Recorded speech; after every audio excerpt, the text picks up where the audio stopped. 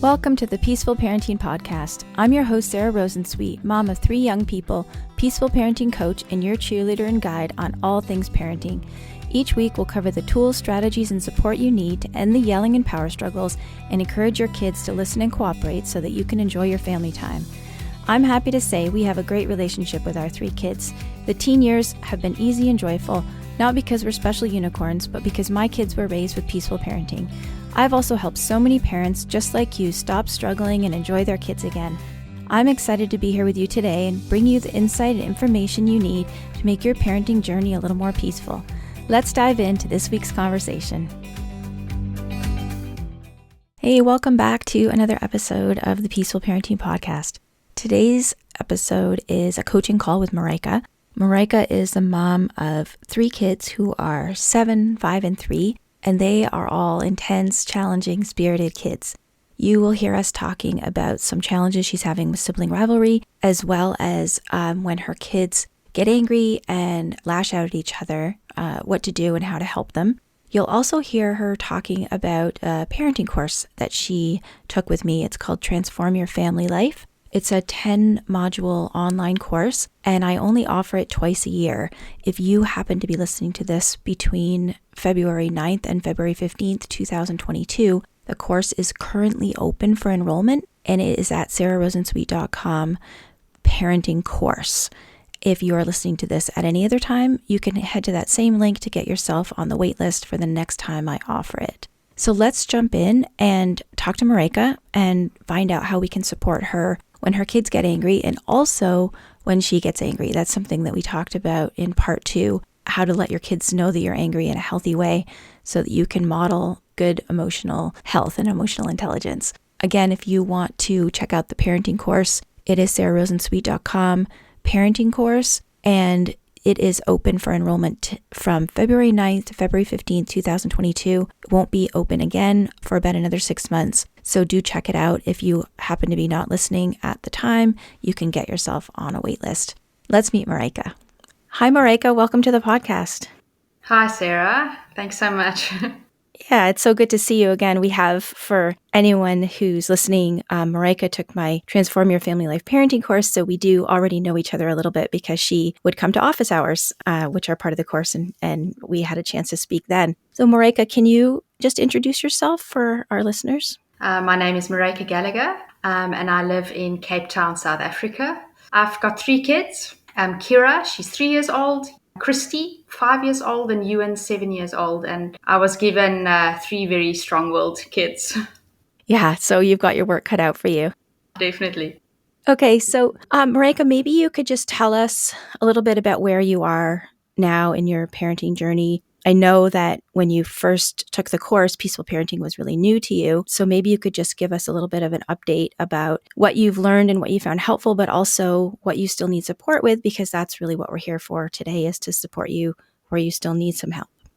So I think I'm at a space now that I have a much better understanding of how to handle difficult situations that used to be tricky for me, but also a better understanding of how to raise kids that are kind and have empathy, that will be resilient one day and that can cope with emotions and have a good emotional intelligence. So I really feel that I'm empowered at the moment with a lot of knowledge. And although I'm still practicing and there's still quite a few things I feel I need to master in terms of how I parent, I think I'm at a space now where I have more confidence in parenting. I find, and what I've learned from the course is, you always start with yourself first, and I still need quite a bit of work there. But I'm very aware now of what my triggers are. I'm very aware of times that I really need time out, and also communicating that to my kids, that mommy needs a little bit of time to calm down. And I felt that even that modeling helps my kids with their own emotions. And I think conflict is a big thing still in our house. Like I said before, I've got strong-willed kids and we spend a lot of time together. So they still tend to fight quite a bit. It is already much better. But I find every day there's still the odd kick here and the odd hit there and quite a lot of quabbles. Some can be resolved and sometimes they just happen so fast that there's no way that I can intervene in a way to help them to solve the problem themselves or try to resolve the conflict themselves. So I think that's quite still a part of my parenting that I find tricky. Yeah, I mean, it's really hard. We have to really look at this as a long game. Like, your kids are 7, 5, and 3. So, and you had said that, Ewan still, even though he's 7, he still struggles with some self-regulation. So it's going to be messy sometimes because they don't have that fully developed impulse control yet, because they're not great at regulating their emotions yet. So we have to remember that this is the long game. But I just wanted to go back to something that you said, that your kids are really strong-willed, and I think they're also emotionally intense kids. Would you agree? Yes, definitely. Very competitive as well. Yeah. Well, I think that it's interesting because you said that in something that you had written to me, you said that you were trying conventional parenting before you found peaceful parenting. What made you want to switch the approach that you were taking? Well, firstly, I found that my kids, from an emotional point of view, conventional parenting would just trigger that emotional response and would actually just make them more emotional. And, sort of the result that you were trying to achieve from a conventional parenting method would actually just worsen a situation. Like a timeout or something? Is that what you're Yeah, talking about? I can think of an example that my middle child, Christie, which is she's a very social person. She hates not being with people, and she went to a timeout and completely derailed. I mean, she was screaming and shouting, and that went on for such a long time. I mean, I went into the room with her, but it was so difficult to calm her down, and that just made me realize that was, I mean, I always knew and I always could feel deep down, like intuitively, this is not the right way to try and get my kids to change their behavior. But that was just really a catalyst for me to say, hey, this is not working. This is actually achieving the opposite from what we're trying to achieve here. So, I mean, that's just one example of how I knew. And, you intuitively, I think it's that shame often of doing something as a parent and it's not good for them, or you just can feel it's not right. And I'm a strong believer that we need to practice what we preach. But if we follow certain conventional parenting strategies, we're actually doing the opposite of what we're trying to teach our children, like being respectful towards each other. Or if you're screaming and shouting, that is the opposite of having respect for each other and communicating in a calm way. So, I mean, there were many of these strategies that I tried, conventional strategies, that just went completely against what I believed and the values we wanted to teach our kids. Yeah, I mean, you just said when you were talking about how your self-regulation has improved when you need to take a breather, take a minute to calm yourself down. You mentioned how that was modeling for your children the behavior that you want them to see, right? Like, I think that's, if we want our kids to not scream at each other or, scream at us, then we can model that, oh, I'm feeling really upset right now, so I just need to take a minute and calm myself down. And how amazing it is when we see them doing that. Absolutely. Absolutely. Oh, and one more thing I wanted to say, and just in terms of like the strong-willed, intense kids, if your kids weren't so strong-willed and intense, you probably would never have made a shift because you didn't need to. You know what I mean? Like when we have kids that are sort of like more intense and more extra, that's when we need to be even more intentional about our parenting. And you might not have had the struggles that where you realize like these timeouts and different things are not working and they're not how I want to be. But I think we have to like up our game when we have kids that are more challenging and intense. Absolutely. And I even remember having a conversation with my husband about our middle child and saying that, how are we going to raise this young woman that can still be assertive, but still be respectful? And, trying to raise a kid that have all this confidence and resilience without breaking them. And that was also something that stuck with me. Yes. Yeah, we want these qualities that are going to be make your kids into great adults. They're inconvenient when they're kids, but when they grow up, they'll be really good qualities. Absolutely. So, how can I help you today? Can you think of anything recently that's happened that you were just like, "Oh, geez, I don't know how I could have handled this differently," or any tricky situations or some patterns that happened that you would like some guidance on? So the sibling rivalry, or if there's another word for it, because I guess siblings just sometimes don't get along for various reasons, that's improved quite a bit with having special time with my kids, each of them individually, just the way I talk to them, especially when I intervene. But I find that the one would run over to the other one and give them a smack or have sort of a kick on the side, or they will play rough and I would warn them in advance that someone might get hurt, and then someone gets hurt, and as soon as the one gets hurt, then they, start getting physical. And I struggle because it still happens on a daily basis. And I've repeated to them over and over that, remember, we're allowed to be angry, but we're not allowed to hurt someone with our words or physically. And I feel like I've said that 1,000 times and it's still not getting better. And I also don't want to allow it to happen because it just doesn't feel right for me to allow the one child to hit the other child. And that's also where, consequences come in, because I'm trying to think, what's the natural consequence for this? Because there isn't. I just need to intervene, but I'm not always there in time. So that's what I'm struggling with the most. I feel I can't just leave it, but I don't know what to do.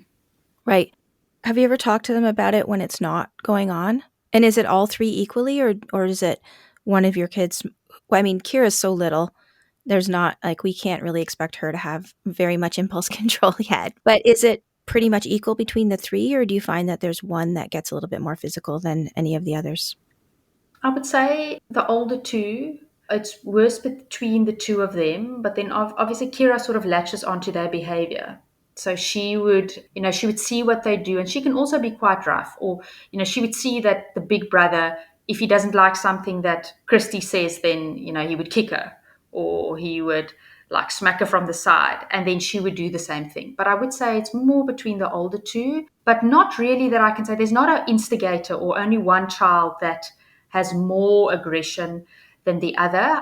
What I can add is that Ewan is extremely good verbally. He's got a very good vocabulary. He's always been strong at language. So he tends to often say things that are hurtful. And then Christy doesn't have that full vocabulary, so she would come back with something physical because that's just now her way to get him back. So I would say it's more equal, but that gives you context. And you have been doing all of our sort of siblings' best practices in terms of the special time whenever you can, the time one-on-one, and the sharing rules. They don't have to share if they don't want to, and long turns.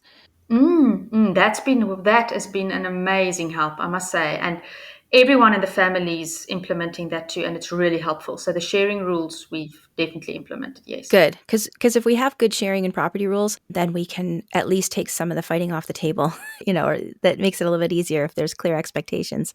Okay, so what I'm hearing is two things. I'm hearing that there is still some sibling rivalry going on if people are saying mean things to each other. Like there's still some like hard feelings, chip on the shoulder. So I would definitely keep working on that. And there's one thing that I do want to come back to about the sibling rivalry. But I'm also hearing that you have intense kids who have low self-regulation because of their ages, and that, maybe there's some things that we can do so that big feelings aren't quite so close to the surface. So we'll talk about that in a second, but let me first go back to the sibling rivalry stuff. So do you give them a chance to regularly talk to you alone in private, like maybe at a tuck-in or something, about their feelings about their sibling? Like, no, I wonder if it's really hard to be a big brother sometimes with two little sisters, or to Christie, I wonder if sometimes it's hard to have a big brother and a little sister, or whatever, the situation is, just to open that door to their feelings. Probably not enough. Ewan verbalized it, so I've verbalized with him, but he would tell me I don't like my sister, so he's very open about it. I don't like her. He would even say I hate her, so he's could be very harsh. Although I've been seeing recently more loving behavior towards her, which is also really great for me to see a big improvement. But Christy, no, I find it sometimes hard with Christy. She's not always happy to talk about emotions. Yeah. Well, some kids, it's harder for them, and we can still open the door to let them know that you're a safe person to express their feelings to. So, I wonder if sometimes, you wish you just had me and daddy all to yourself, or something like that. Or I wonder if sometimes it feels hard to be a sister in a family with three kids, or, just something that you can open the door for her to express herself. And then if you do get, those expressions from Ewan or from Christie, your job is just to listen and empathize. We're not going to try and find the silver lining and point out the times that they do like to play together, or anything like that. We just want to listen and just say, I understand. It's tough sometimes, isn't it? And just listen and empathize. So that's something it sounds like maybe you could work on a little bit, just to try and reduce that rivalry, melt a little bit of the chip on their shoulders, each of their respective shoulders. Do you have any questions about that, or does that seem like something you might be able to try? I think that's a very good idea, and I know the best time is usually bedtime, so I'll try and find a night, maybe allocate nights for each of them. Great. And it might be multiple conversations, and it might feel like, once you've opened that door, it just feels like a relief to them that they can talk about it with you and that it feels safe. Because what we're doing is we're trying to surface the feelings. When a hard feeling sort of sees the light of day, it starts to dissipate because they might feel some shame. If Ewan feels like he hates his sisters or his sister, and then he feels guilty and bad about it, that could also be contributing to some of his challenges that he has with his sister. So just, letting him open up, let those feelings see the light of day, I think that might help. I think that's a great idea. I'll definitely implement that. Okay, good. Well, you can let us know how that goes when we speak again. The other thing that I thought might be helpful in terms of like these quick reactions, and about the emotional backpack. I know you do because you did the course, but just for anyone listening who doesn't know, I'll just going to give a quick little explanation of the emotional backpack.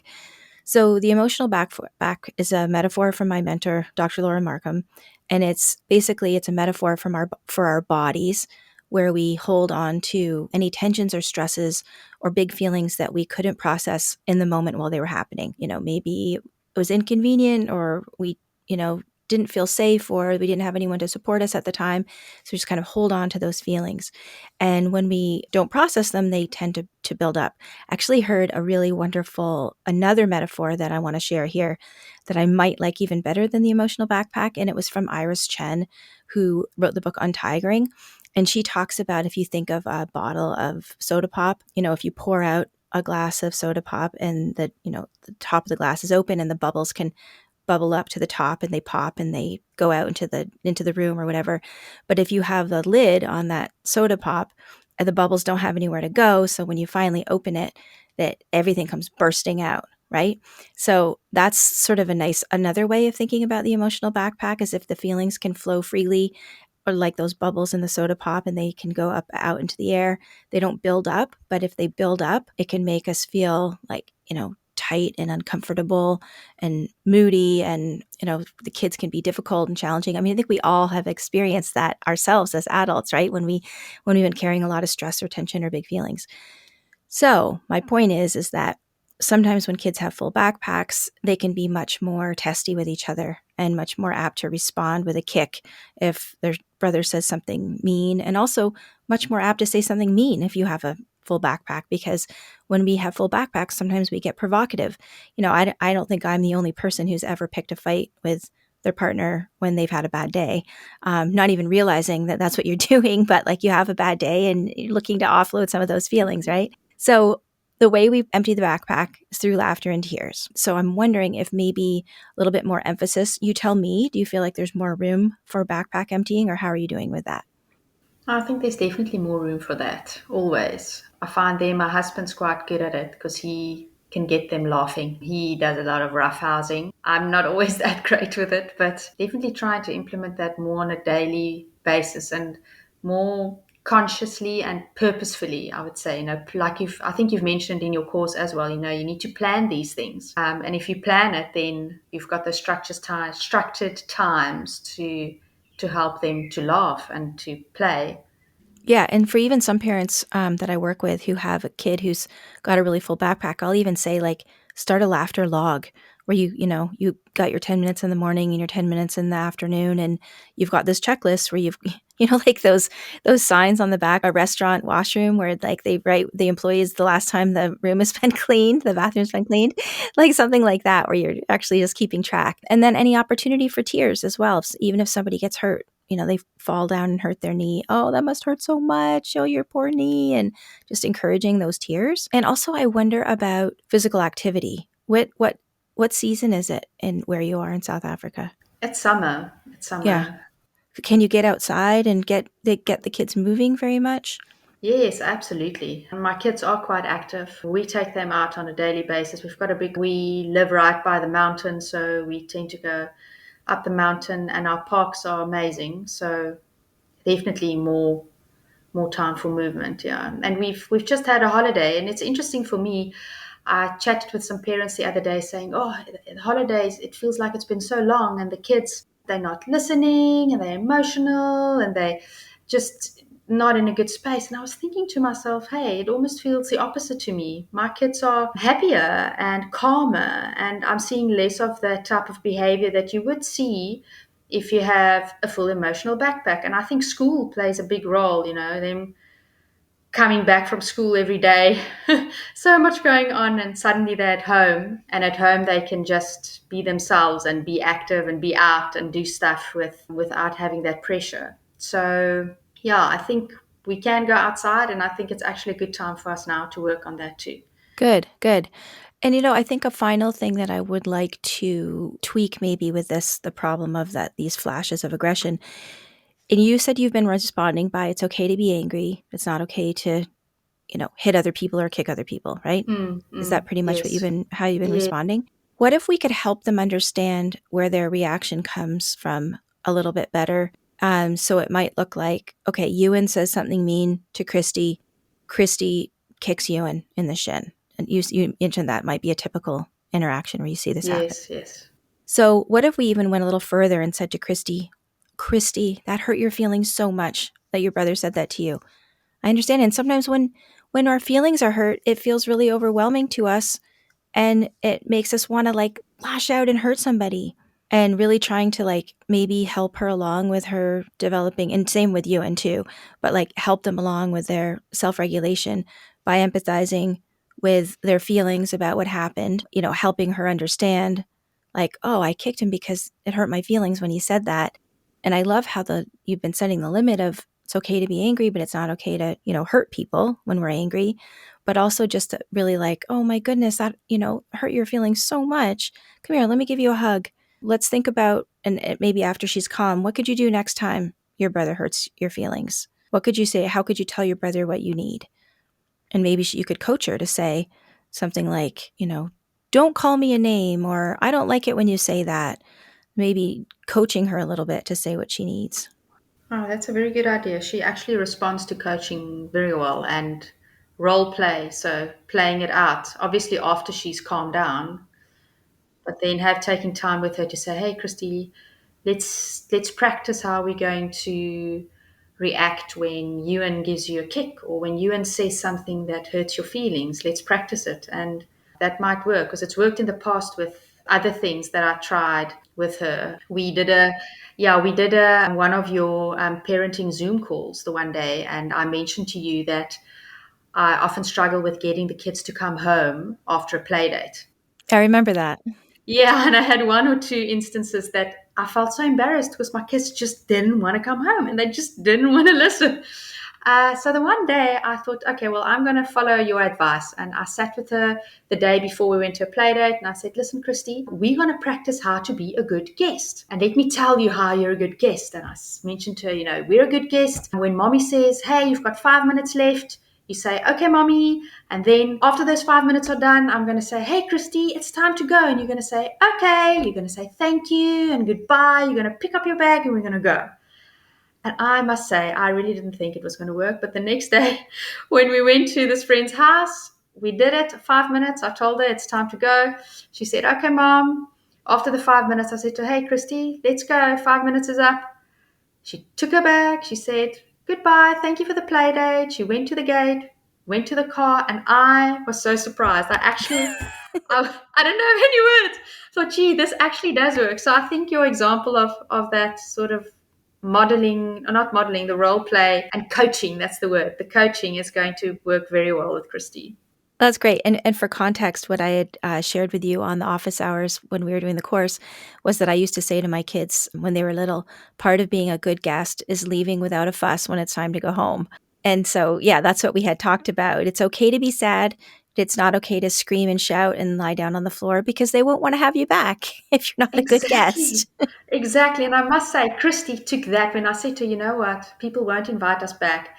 That really stuck with her because she's such a social child. She wants a play date, 5 play dates a day. So if she can't go back, it'll be devastating. Yeah, yeah, great. I'm so glad that worked out so well.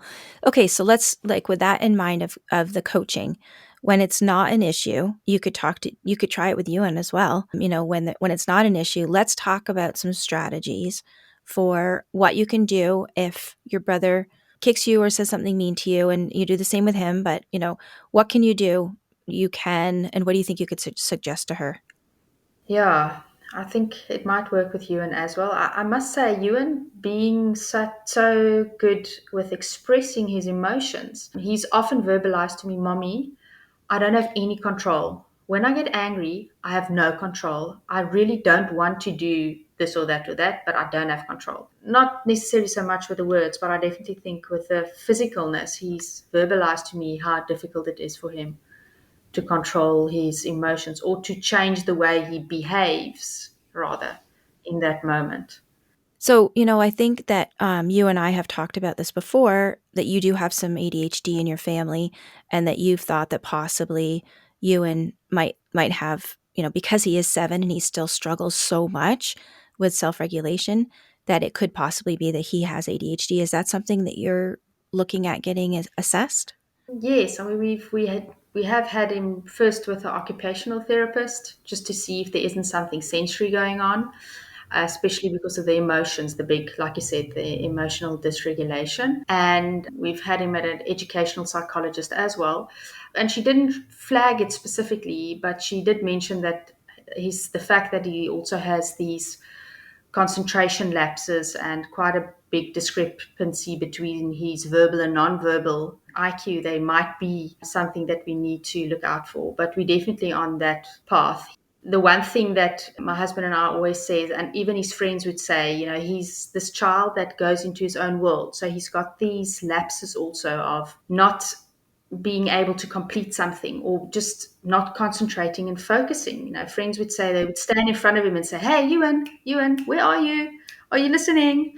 Or he would be that child that you would ask him to do something and then halfway through he would be busy doing something else. Or you would ask him to do something and he won't, and you say, Hey, Ewan, didn't I just ask you to do this? And he would look at you and say, Hey, did you ask me something, mommy? So I don't know, he's got all these different symptoms that might indicate to him definitely having some form of attention deficit that we need to assess further. Well, and we don't have a formal diagnosis, but it does not hurt to parent as if, maybe we won't go into it too much on this podcast today, but maybe, getting some resources about ADHD and learning some strategies that could help. And I know there was one of my podcasts with Dr. Sharon Celine. We did go over some different strategies that are helpful for kids who do have some attention challenges. So that's maybe something that you can look into. But it sounds like you're already like pretty compassionate of knowing that he's doing the best he can. And I guess that's the biggest idea is we always want to recognize that kids are doing the best they can. Absolutely. Yeah, no, most definitely. I found with my communication with him, I also, and this is something that have helped me immensely, is when I ask him something, I would go down to his level and I would look him in the eye and would say, Hey, Ewan, did you hear what I asked you?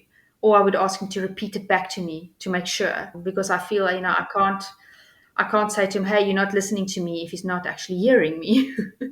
Yeah, and Dr. Sharon Celine, when we were on the podcast, I said something about, getting a child to repeat back to you what you've just said to them. And she said 3 times, get them to repeat it 3 times. Because the first time or two, it can just be like, like a rewind and play, but without having any, how if someone says something to you and you're not actually paying attention, you can say back what they said, but you still haven't really taken it in. Yes, absolutely. So just even, using some strategies like that. But before we end for today, I just wanted to just review a little bit the coaching of some things that you might be able to say that they can do instead. Ask them for ideas. What could you do instead of kicking your brother or, hitting your sister? What could you do instead? Because what we're seeing is these like quick reactions, and then role playing it a little bit with you and the child, not the two of them together, but with you and the child, because that will help get it into the part of their brain that they can access it in the moment.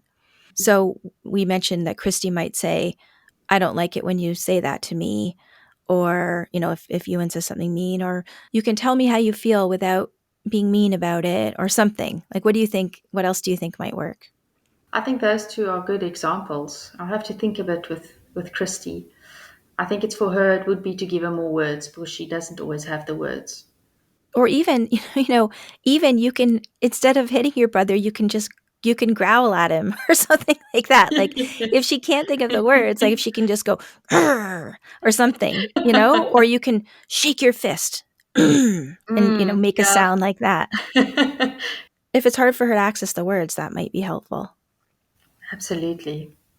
And just more question I have. Sorry, Sarah, before we No, end go. off. The calm down zone. I find that that is something that I've been trying to implement, but I sometimes have resistance.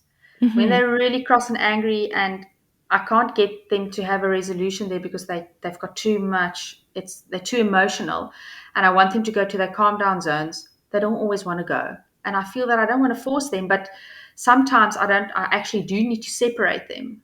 Do you have some thoughts on that? Whether it's a good thing to then just not be forceful, but just to like gently try and guide them to their calm down zones, or maybe you have some other ideas. Sure. Okay, so the big idea here is that no one ever wants to calm down until they feel acknowledged and that their feelings are empathized with. So, I hear parents all the time who have strategies like the calm down corner or like the birthday cake candles breathing or, different things like that. But imagine if you were really, really angry at your husband and he said to you, Marika, just take a deep breath. You would you would probably be like even more angry, right? But if he said like, "Oh, you seem really angry right now. I totally get it. Of course you're angry about this thing." Then you can feel like your shoulders starting to drop down a little bit, right? And so I think that maybe that's the step that you are either missing or maybe not spending enough time on is empathizing with the kids when they're upset so that they want to calm down because they won't want to calm down. They'll feel like that righteous anger because nobody has said like, of course you're angry about this or of course you're upset about this. I would be upset too if that happened to me. I hear you, just that I hear you, I'm here, of course you're upset, or I see how upset you are, whatever would fit in the moment. But their feelings need to be acknowledged and empathized with before they want to calm down. And if both kids are upset, everybody is so upset here. This is so difficult. What a rough morning it's been. I see you both. You're both so upset. Why don't we take a few minutes in our calm down corner? And then we'll meet back up and talk about it. And maybe if it's too hard to go to the calm down corner, maybe you say, I've got a book here. Come and sit on the couch with me. I'll read to you both. And you've got, one on either side. I don't know if that's something that would be feasible, but maybe they need a little help from you. You're separating them from the issue, but you can still maybe be with them together and like read a story or something. That can definitely help. I think that can also be part of it is that maybe depending on what's going on, the calm down corner could feel like a banishment. Yes, no, absolutely. I'm trying to steer away from that.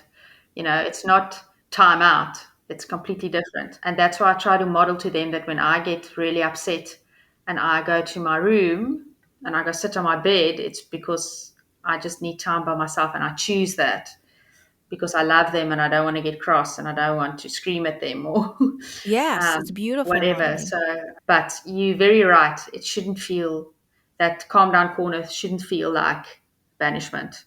Well, and I think that you empathizing heavily will make it not feel like a banishment. I can definitely work on that more. Hmm. Okay, great. Well, you've got some stuff to work on. A lot, thanks. We will, well, I mean, I just want to recognize too that already the wonderful work that you've done because I think that you are a long way away from where you were when you started the course in July. It was July, right? When you started it? Yes, yes. Yeah. So it's amazing. Like, I'm so glad. I love you telling about your holiday where it actually is feeling easy and nice and lovely. So it's really great. Thank you. Yeah, no, I can really see big differences already. Good. Well, I will talk to you again in a few weeks. Wonderful. Thank you. That'll be great. Thanks, Marika.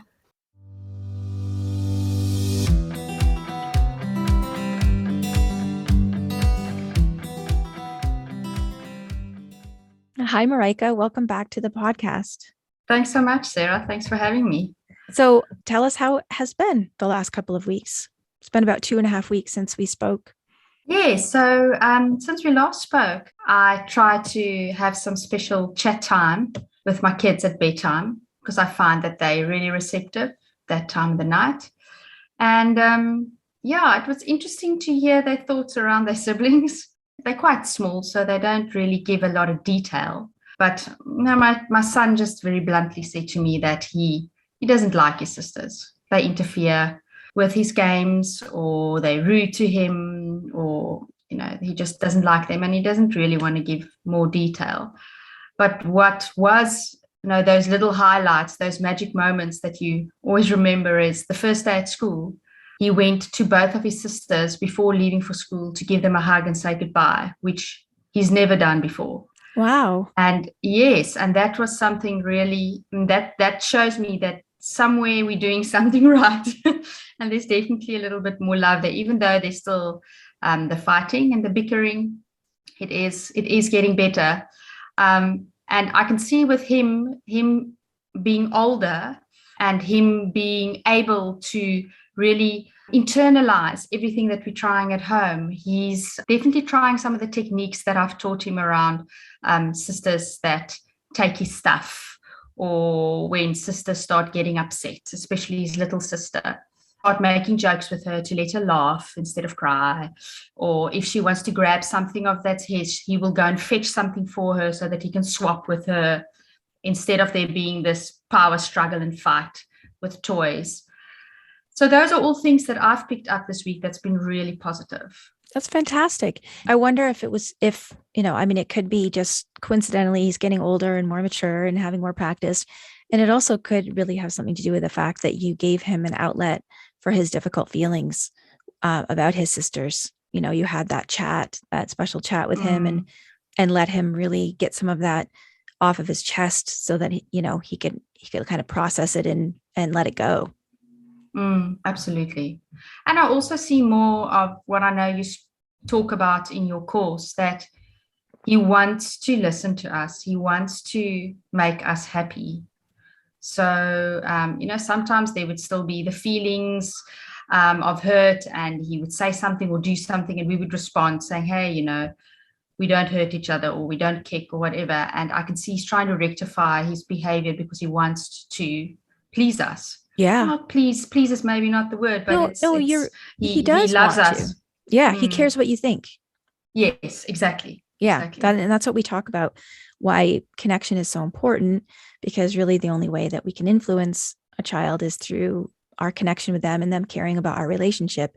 And he does want to be, quote, good, right? He wants to do the right thing. And it's just hard when you're little. Sometimes you have big feelings. It's hard to manage. Absolutely. So did you work on any coaching with Christie?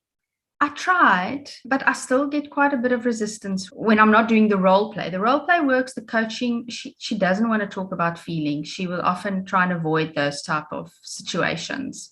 So with her, I've just tried to listen a bit more. And when the situation is right, an example is today at school, there was a few instances that she didn't want to listen to the teacher.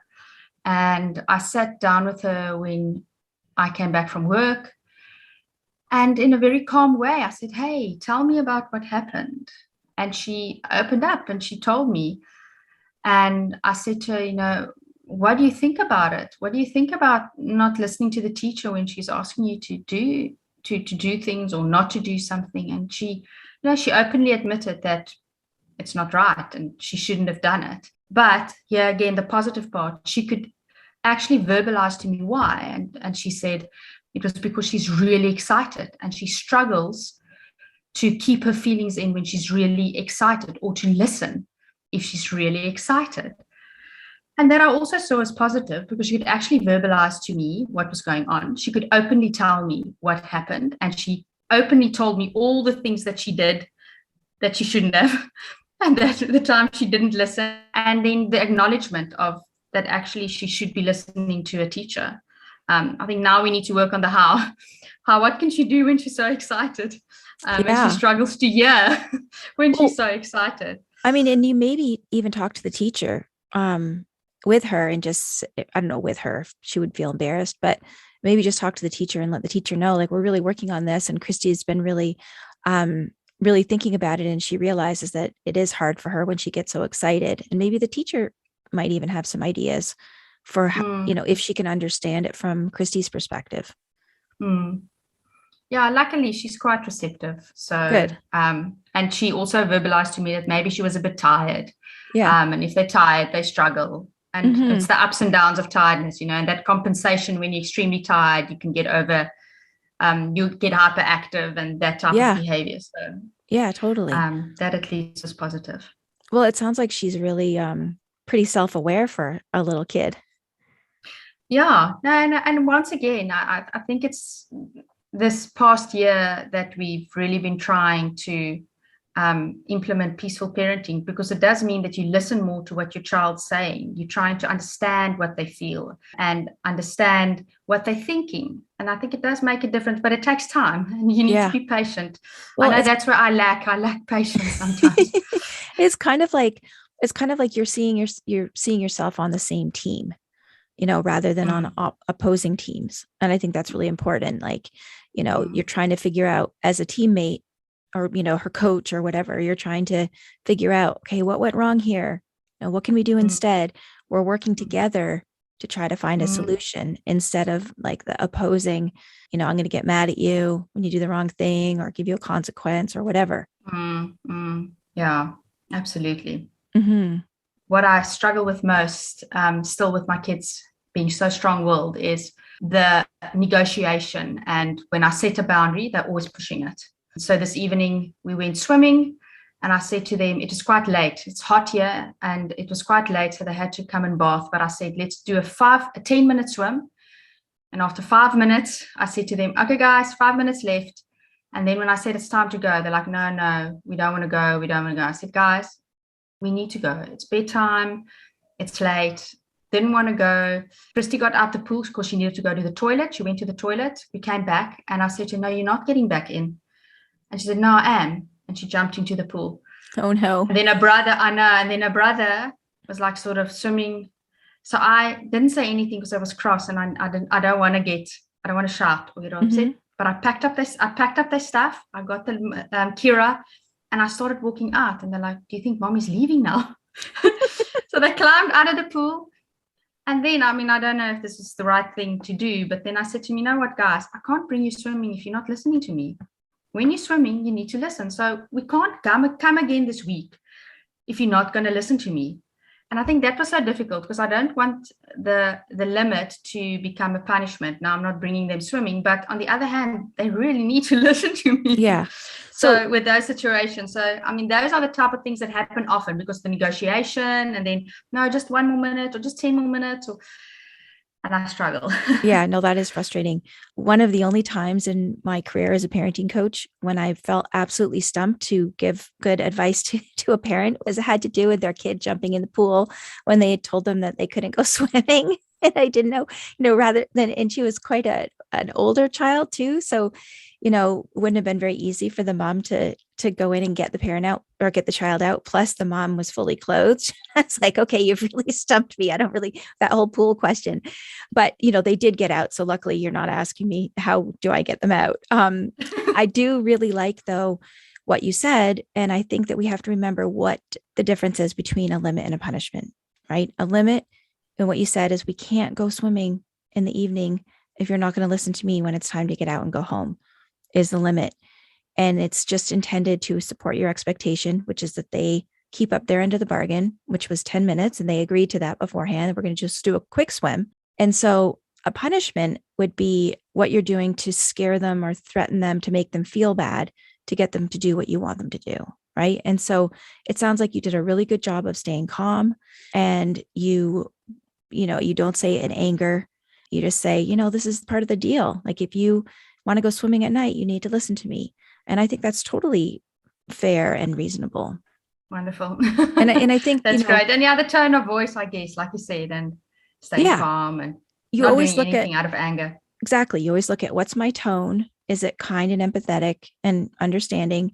What's my intent? Is it to support the limit or is it to make them feel bad? And if your tone is kind and understanding and your intent is just to support the expectation that you have that they keep their end of the deal and get out of the pool after 10 minutes, that's totally fine. And I think it was good that you knew yourself to just like be quiet and pack the stuff up, and instead of standing there trying to keep going with it, because then you might have gotten really frustrated and then you would have maybe not been so kind and empathetic. And so I think part of that is, okay, taking that minute to calm yourself down, like we always do, right? And it doesn't exactly apply in this situation, but acting soon enough so that we can help them before we start to ask, 50 times and then get upset.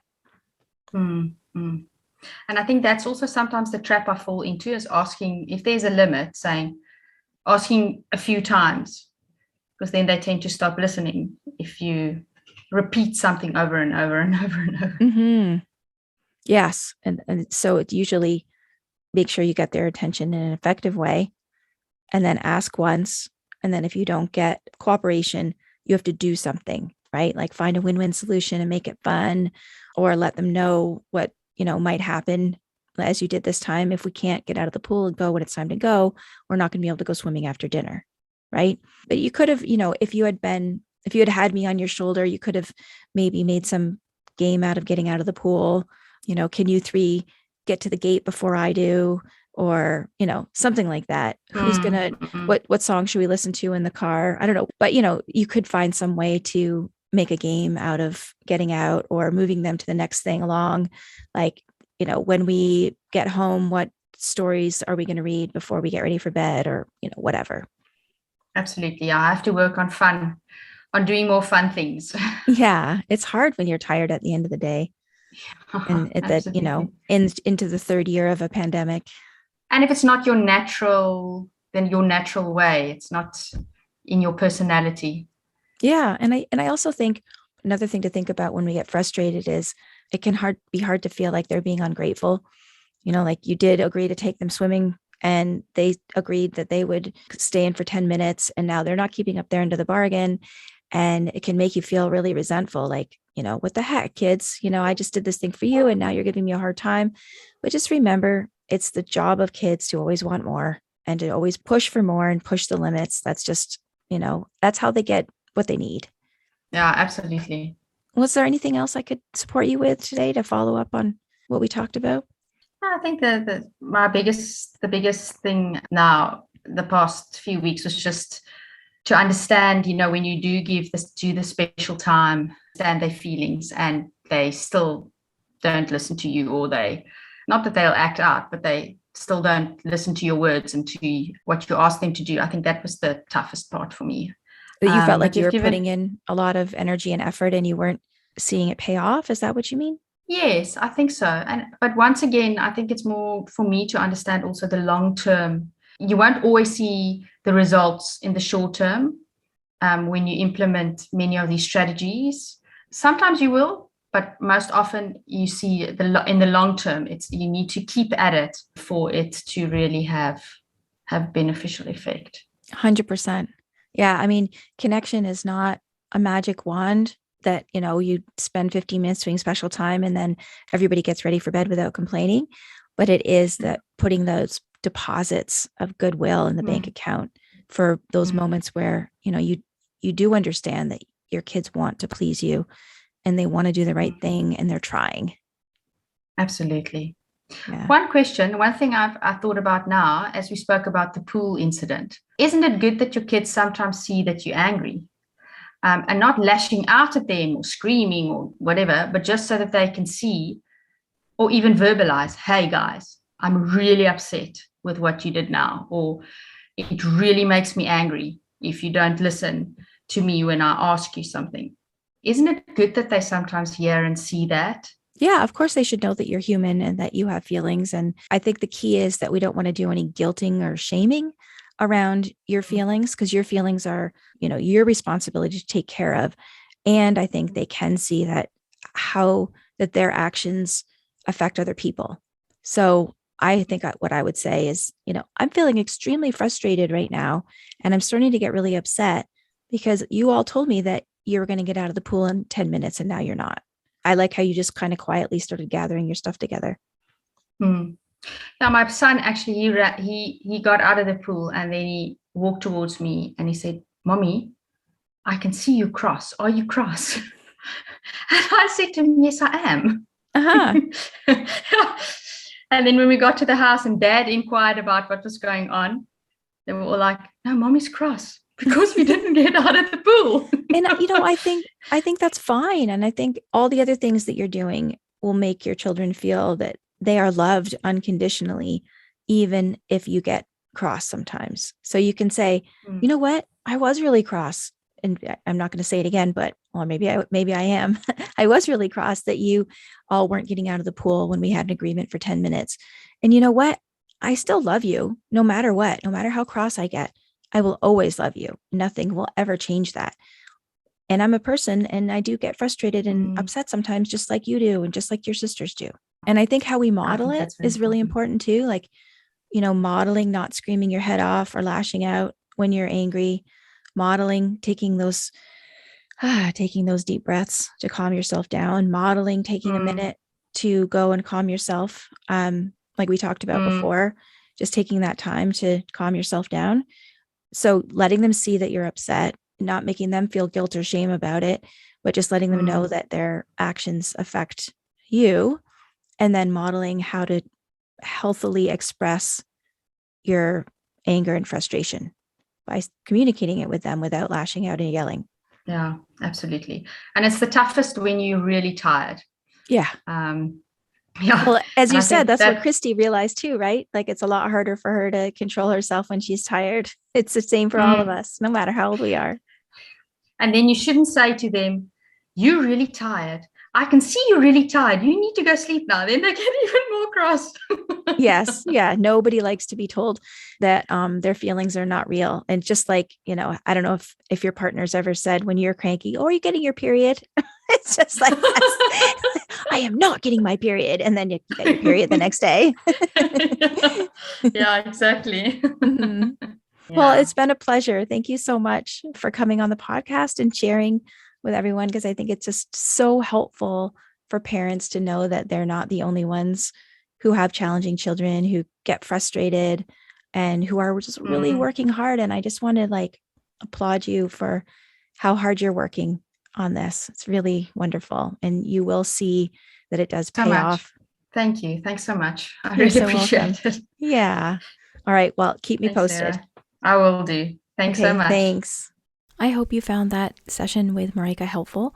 One really valuable takeaway that I'd just like to highlight is that peaceful parenting is a lot of work. I think you probably could hear that from Marika, how hard she was working. And also that it's a long game, that we are, making, as I said, making those deposits in the goodwill bank for our kids so that we do create that relationship with them where they care what we think and they want to be close to us and they want to do the right thing.